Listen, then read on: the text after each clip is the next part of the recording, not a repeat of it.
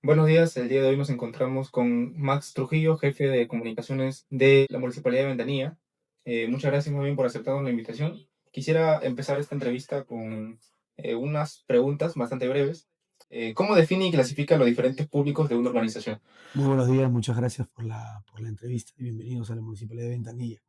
En primer lugar, nosotros desde la gerencia de comunicaciones trabajamos mucho con los vecinos del distrito. Nosotros clasificamos nuestros públicos basándonos en diferentes zonas que tenemos aquí en el distrito, ¿no? Tenemos la zona centro, tenemos la zona sur, tenemos la zona de Pachacútec y tenemos la zona norte. En base a eso, nosotros realizamos nuestra estrategia de comunicaciones, ¿no? Para poder segmentar nuestro público y darles la información que ellos requieren. ¿De qué manera influye la segmentación del público en el diseño de las campañas de comunicación? Influye muchísimo, porque tú no puedes diseñar una estrategia si no tienes segmentado tu público. En nuestro caso particular, trabajamos mucho lo que son redes sociales, o como le dicen, trabajamos la estrategia por aire y por tierra, redes sociales y por supuesto el tocapuertas, ¿no? Entonces, necesitamos tener esa segmentación porque no va a ser la misma información que nosotros le brindemos a un vecino de la zona centro que a un vecino de Pachacute. Los intereses son distintos, las prioridades que ellos tienen son distintos. Y si bien es cierto, en un gobierno local influye bastante los servicios públicos, porque en base a eso también se genera la percepción del ciudadano hacia el gobierno local, eh, ellos tienen otras prioridades. Entonces trabajamos en base a eso, ¿no? ¿Qué estrategias considera más efectivas para construir y mantener relaciones sólidas con los públicos internos y externos? En el caso del público externo, como bien lo mencioné anteriormente, utilizamos la estrategia de aire y de por tierra, ¿no? En el caso de aire son las redes sociales. Nosotros contamos con todas las plataformas digitales, en este caso lo que es el Facebook, el TikTok, el Instagram, el YouTube, el Twitter también, ¿no? O famoso X que ahora es. Trabajamos mucho y también tenemos una página institucional en lo cual realizamos las diferentes acciones y tenemos un público mayor, ¿no? Porque evidentemente la gente está en las redes sociales. Y en el caso por tierra, evidentemente trabajamos lo que es el tocapuertas, la información del tocapuertas, a través de merchandising, a través de volantes, a través de paneles publicitarios. Tratamos en lo posible de poder brindarle la mejor información al ciudadano en ese sentido. Y en base a esto que me cuentas que han tenido que ajustar su comunicación, ¿ha habido alguna crisis comunicacional relacionada con sus públicos? En el gobierno local, la gran mayoría de crisis que se genera son por malas informaciones. A veces el ciudadano tiene una información distinta de lo que es el trabajo de un gobierno local.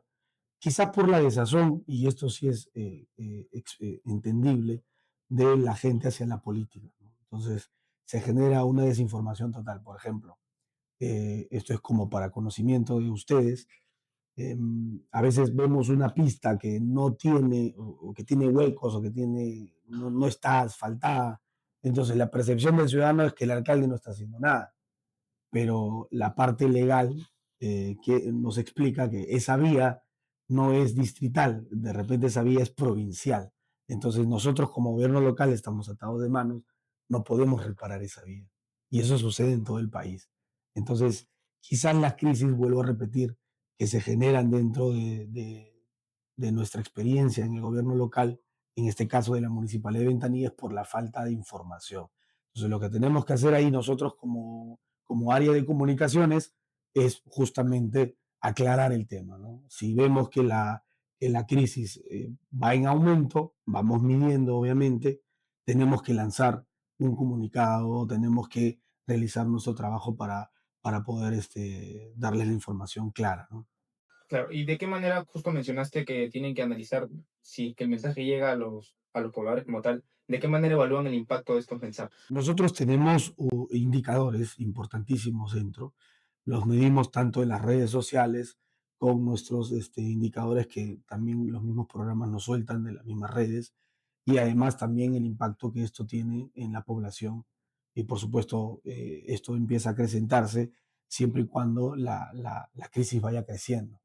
Pero en la experiencia que tenemos, hasta ahora no se ha suscitado una crisis muy grande, ¿no?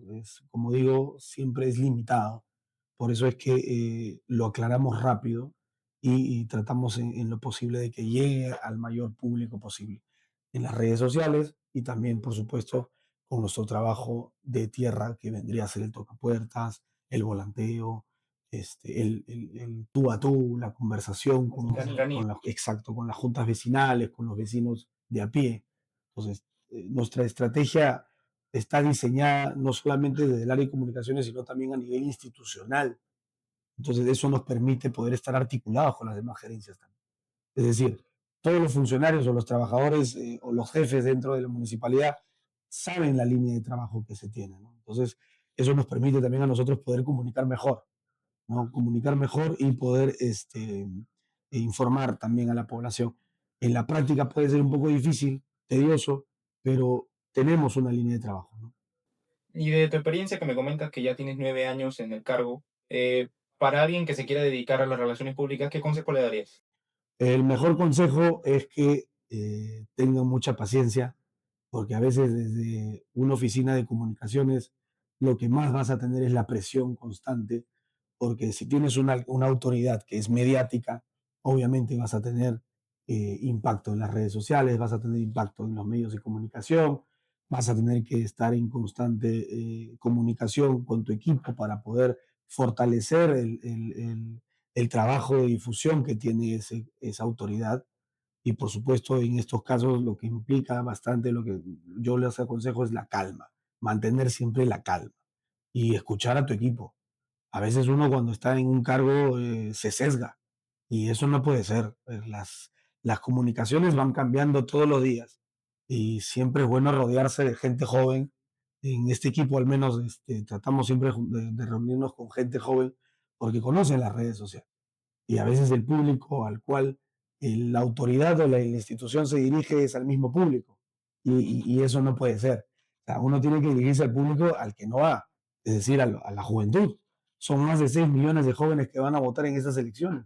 Entonces, es una cifra importante y, por supuesto, tenemos que trabajarla. Y ahí viene la reinvención de la comunicación, la reinvención del mismo sector público, de los mismos trabajadores. Claro, le ajuste el mensaje para poder llegar al público. Así es, así es. Bien, eso sería todo. Muchísimas Gracias. gracias, hermano. Y ahora la ley Servir te cuenta, miren, para que ustedes sepan, desde el momento que tú eres bachiller, o sea, que sales egresado o que sales egresado de tu título, desde ese momento te empiezan a contar los años de experiencia. Y si tú, por ejemplo, antes de eso tienes 20 años, no te lo van a contar. Porque si tú saliste de la universidad en 1985 y desde 1985 hasta el 2015 o 2020 tienes todos los años de experiencia, pero no te preocupaste por tu bachiller, te preocupaste por tu título. Porque como no te preocupaste, la ley Servir te empieza a contar desde que Desde que, claro, ya perdiste todos esos 20 años. Vas a poder trabajar en el Estado, sí, con pero, limitaciones, pero no claro. ejerciendo un cargo Sí. que de repente te merezcas un cargo, ¿no? Entonces, los mejores profesionales deberían estar en el sector público.